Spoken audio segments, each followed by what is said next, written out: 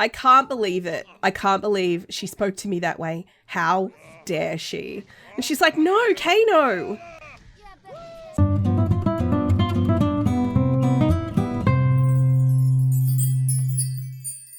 Hi, this is Cass from Aussie Cass Plays, and welcome back to After, which is my sequel to the Shipwrecked Survival Challenge. Sorry if I sound a little croaky or nasally. I've been sick.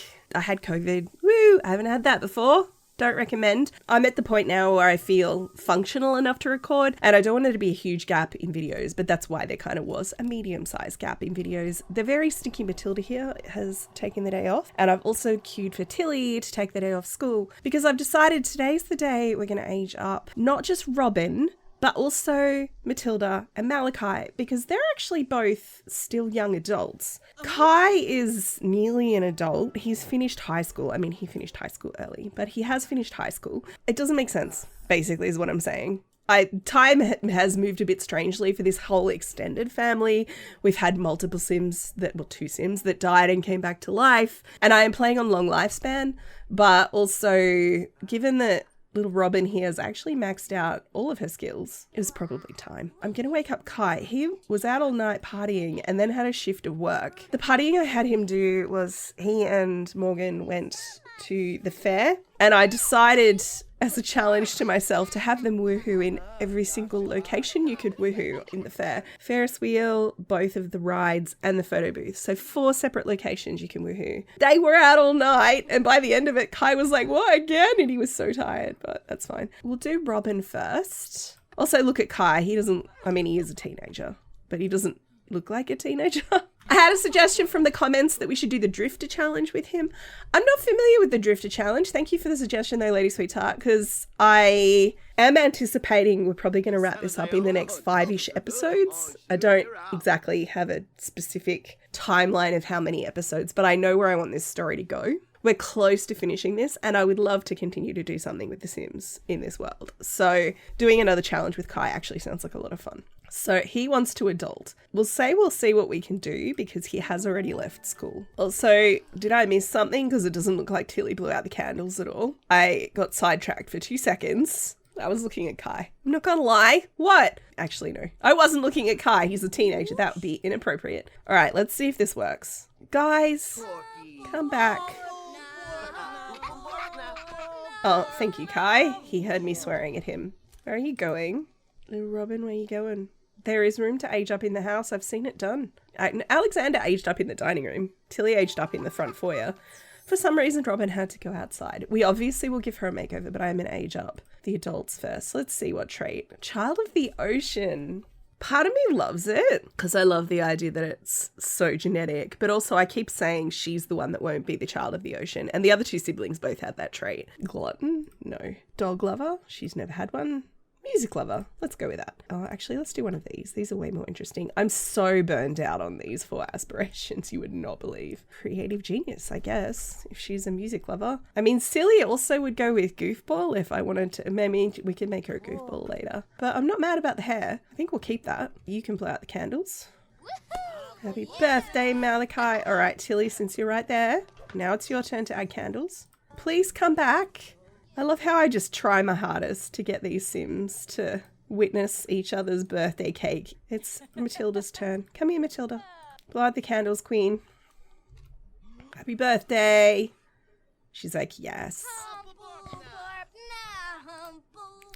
She has to go outside too. Oh, he came outside to sing.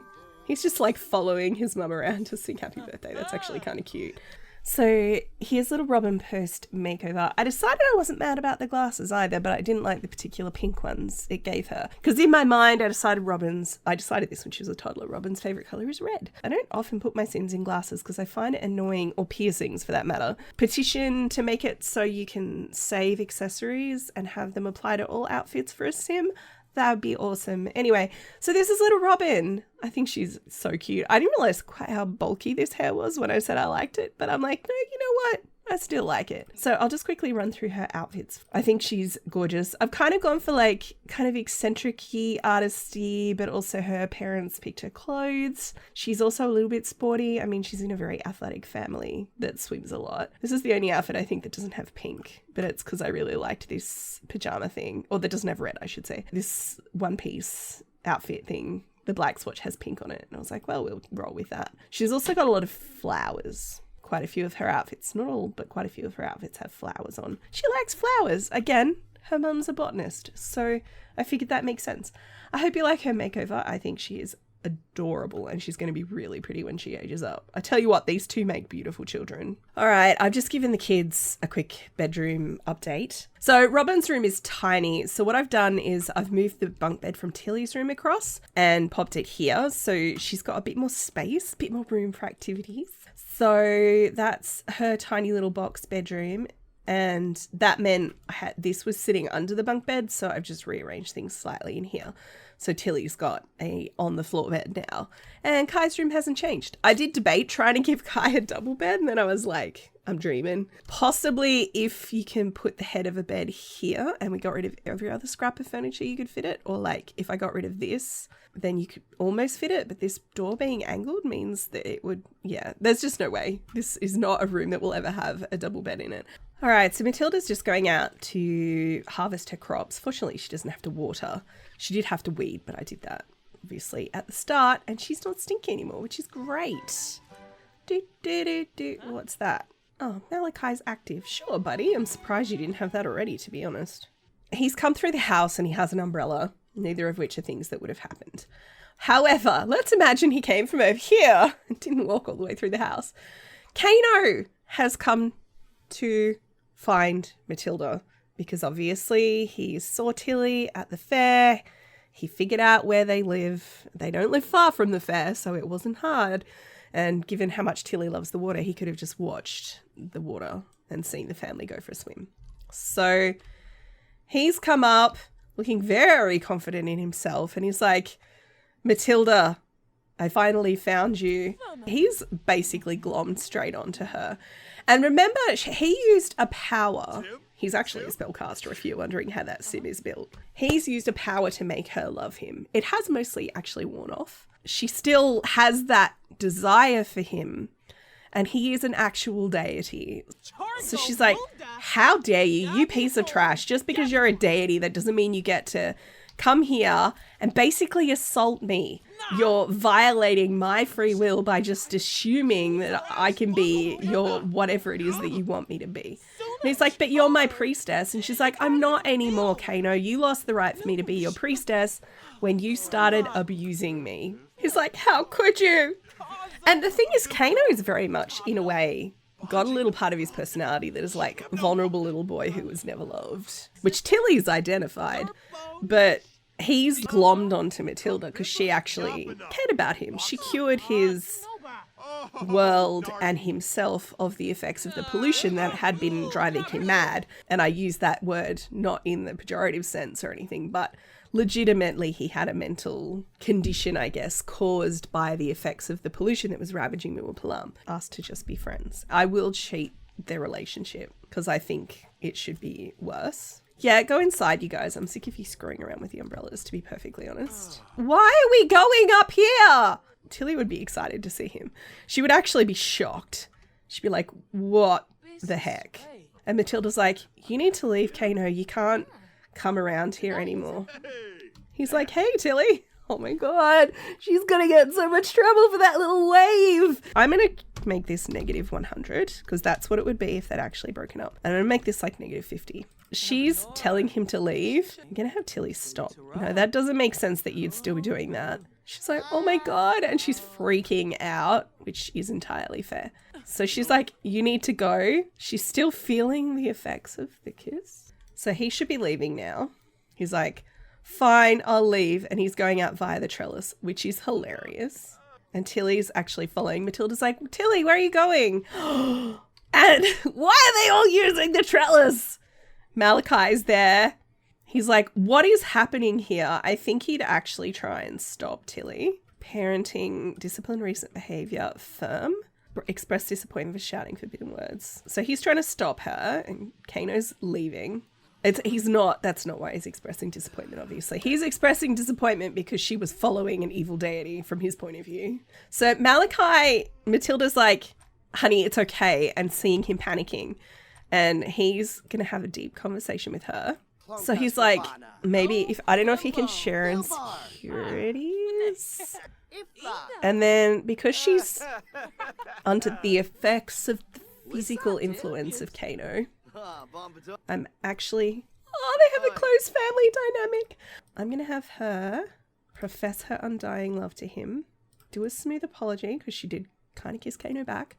And then I'm going to cue it on the bed so they don't wander off. So basically she's showering him with reassurances because she's feeling overwhelmed, but she's redirecting that sense of arousal, I guess, in a healthy way. I'm sorry. I don't know how he found us. She hasn't had time to process the fact he waved at Tilly. I mean, it could be perfectly innocent. Robin's like, ugh, gross. Now, what are you doing, young miss? Shouting forbidden words. She's like, I am in so much trouble.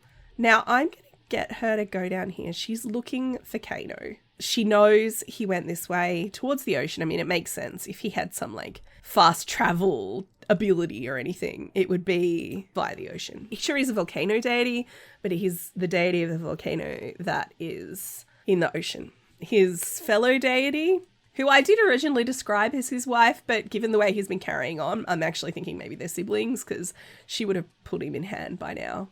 So he's feeling quite angry and tense, and the kind of effect of his rage is actually affecting the weather. The rain is starting to dry up around them, and she's like, you don't have to go. And he's like, I think I do. Your mother's made it very clear, her position. And she's giving him a hug and feeling kind of the rage on him. And the sun is coming out. And she's like, are you doing that? Because the sun's actually burning the clouds away in the sky. And she's like, no, you have to understand. I've explained this to you. Mum loves my dad and it's never going to change. And she's kind of shutting him down. And the temperature's getting hotter and hotter. He's like, I can't believe it. I can't believe she spoke to me that way. How dare she? And she's like, no, Kano. So she's like, oh my God, you could have killed me. And he's like, no, I'm sorry. I'm really, really sorry. Calm down. It's okay. Maybe give her a hug. She should be melting right now. You know? And then this sort of thought is dawning on him. And he's like, well, you could be my priestess. And she's like, Kano, you're rebounding off my mum and you're asking me. And that's not okay. He's saying, basically making a pitch. It's like, you want to be in Sulani, come back to Sulani. I could take you with me right now. You can live on the island. You can have the sand under your toes and the sea breeze in your hair and never have to come back to this frozen hellscape again. Are they flirting?